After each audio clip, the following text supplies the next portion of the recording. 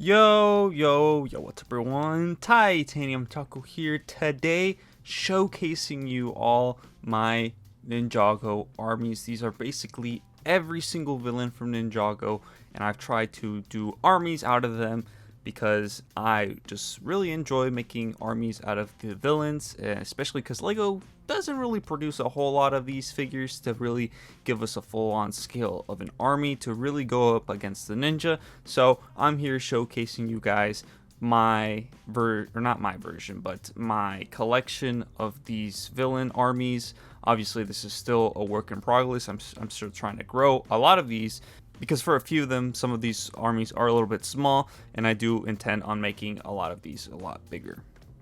So in no particular order, we are going to start off with the undead, the Skull Sorcerer's army of the skeletons, the undead. I don't remember what they're called, to be honest, but here they are in all their glory. And for this army, there is only one variation of this figure that I need, so really just buy a bunch of these. If you're also looking to army build this one, you really only need one variation of this for this particular army. This is the one minifigure you'll be needing for this particular army. Next up is the Stone Warrior, and the Stone Warrior army has a little bit more variation because I do mix in the original version of the Stone Warriors alongside with the legacy version of the Stone Warriors. So in total you have 6 variations for this army, so I decided to mix them all in. Now, of course, you could even just choose to do one or the other, but I personally think they do mix in pretty well, where I do feel like they can be one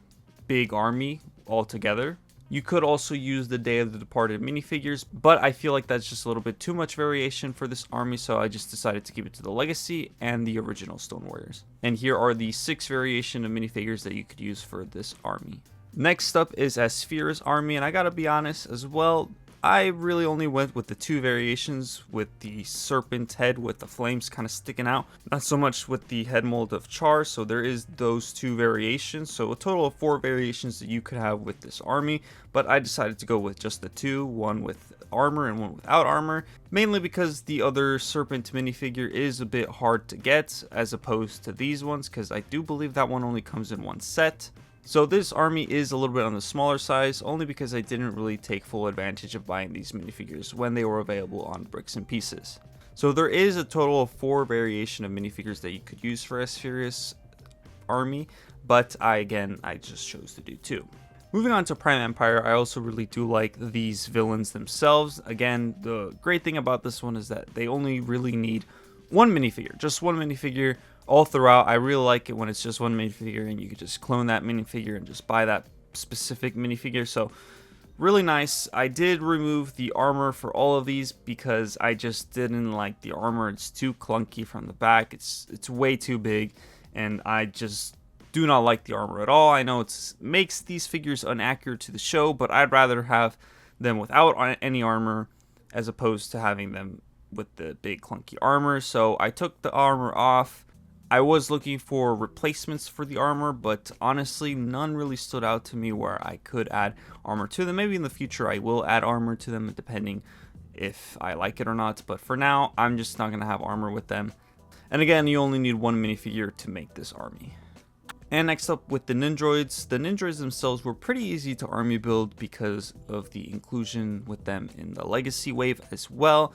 Now, I only have 2 variation of these minifigures to have in my army because adding more variations into the Nindroids just doesn't seem right, especially because in the show, they only ever use the one minifigure to just clone those as the Overlord's army as the Nindroids. So I decided to mix in the original design with the Legacy design. Of course, there's also the Day of the Departed design, as well as the just regular droid without the mask from the original sets, from the first wave of sets of Rebooted. So I just decided to go with these 2 particular designs to do my army build, and maybe get some more of the other figures just to have in my own personal collection, just to have a mix of them. But in a more official aspect in terms of my army, this is what it's going to look like just between these 2 variations. And here are all the Nindroid figure variations that you could use for an army for the Nindroids. Next up are the Serpentine, and to start off, I'm going to start off with the Hypno Bri. Now with the Hypnobrai, I do have a mix of the Legacy and the classic Hypnobrai soldiers. As you can see, I do not have the original Mesmo, so unfortunately that is the one figure I do not have to add to my army, but this is what it's looking like right now. Again, you could have a total of 4 variations, or at least, or you technically 5 variations to army build the Hypnobrai, but I choose to do the 4 only. Of course, I don't have the original Mesmo, but that would be the original Mesmo, the Legacy Mesmo, and the, I believe, I forgot what the name of the Serpentine is, but the Legacy and the original version of this one. Same thing goes with the Venomari. The Venomari also allows you to have a bit of variety because of both the Legacy and the original variants of these figures. These are all the figures I would recommend to use to army build the Venomari. Next up are the Fang Pi, and unfortunately Fang Pi and as well as the Constricti, they do not have Legacy versions to add into. Hopefully in the future, if they do decide to bring back Legacy, we do get to see more Serpentine of these kind, but for now this is what we get. I also do not unfortunately have the 2-headed snake, the soldier. I do have the general but not the regular soldier, so you would include that and these 2 other minifigures to army build for your Fang Pi. And with the Constricti, again, you only have 3 minifigures to do your army with, but regardless of which, these 3 minifigures are also pretty fantastic. Again, here are just the 3 minifigures that you would use to army build your Constricti army as well. Now, I only do have 2 Vengestone warriors out here in this whole table because this is technically the ones that show up in the show. Unfortunately, the other variants of these minifigures just do not make it in the show, so there is only technically 1 minifigure that is used in the show, and you just basically clone that. So this is the 1 minifigure that you can use.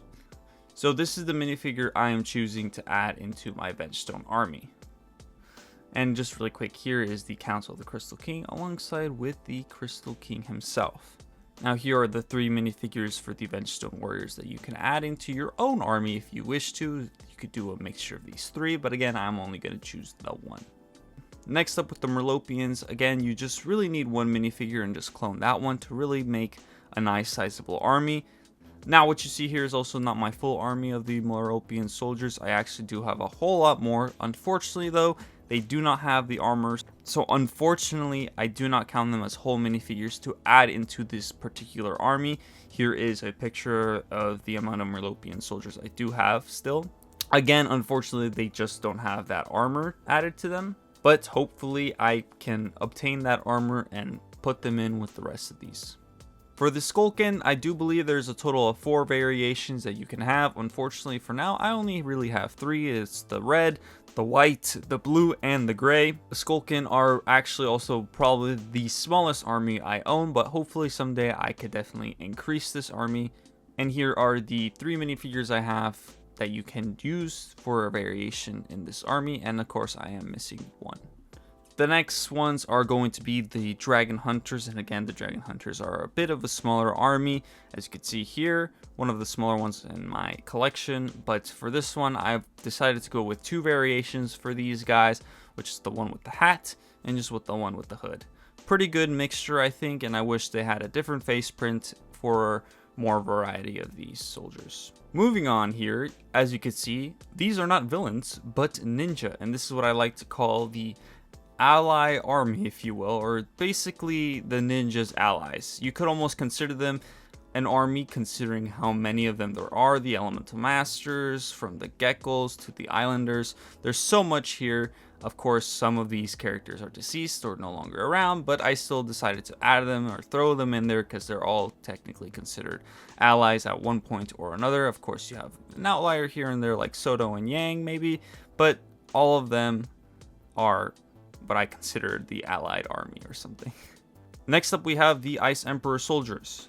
For this army, I have 3 variations, of course, the samurai variant, the one with the hat, and the other samurai one, I guess. I don't know what these official names are. I honestly forget the official names, but 3 variations for these figures, a nice sizable army. Again, here are the 3 minifigures that I would use for this particular army. Now, next up, probably one of my more bigger armies is the Ghost Army, because of the inclusion of these minifigures in the new Legacy sets, or what were the new Legacy sets.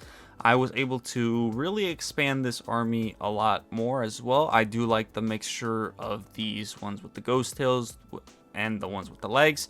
I think they both complement each other really well, and they all mix in really well. So there's 4 variations of this minifigure to do an army with. Of course, there's a few more other ghost warriors out there as well that you could add into your own army, but I decided to go for these 4. Again, this is a really nice sizable army, and I definitely do have more coming as well.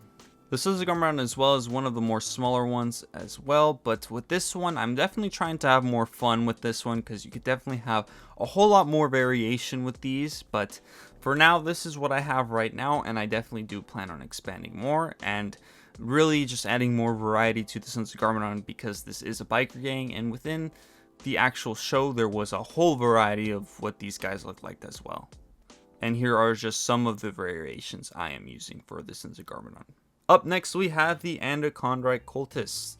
Now, these guys are pretty cool, and I will say right now, right off the bat, I am not going to army build when they transform into Anaconda, because, my god, that is basically an impossible task. That is probably the one army that will be the hardest if you attempt to army build. I would just stick with the Cultists, but if you want to do the Anaconda themselves, go for it. But that is probably going to be the hardest army you could ever build in Ninjago. Now for this one, there are only 2 variations, which is these 2 minifigures themselves. Pretty cool figures. The Vermilion are up next, and again, one of the smallest armies I have as well, because these minifigures are also pretty hard to get. I haven't really been able to get more, and basically the ones that I got from the set are still the ones I have. I have literally not been able to get any extras, but they're here, they're there, you know, it's whatever. And only 2 minifigures I will be using in terms of the variation for these guys. Now, just like the Sons of Garmadon, the Sky Pirates also have, I think, a good amount of variety and flexibility that you can definitely swap out the faces, because in my opinion, only one Squiffy and Bucko exist. I have bought a whole bunch of these, and I have a bunch of spare heads of Squiffy and Bucko, because I just choose not to use those same heads and basically clone those guys to army build my Sky Pirates. So I swap out the heads for just added variety, because again, I just do not want to have an army of Squiffy and Buckos. It's as simple as that. So definitely play around with the Sky Pirates, swap out the heads for whatever heads you guys want. It's definitely one that you want to play around with when it comes to army building, because it has that like flexibility, because you really don't want an army of Squiffy and Buckos. It's just as simple as that. So definitely recommend swapping out the heads, and that, yeah, this is pretty much my army, and this is what it looks like, and I definitely do try to expand on it a little bit more and just have a little bit more variation. Now, when it comes to the Oni were actually my biggest army yet, but unfortunately they have been slowly being surpassed by, I believe, the Stone Warrior and the Ghost Warriors. Now, the reason I say this is because when the Oni minifigure pack was out, I would buy this pretty much every week. Unfortunately now, that set is no longer readily available on Lego.com.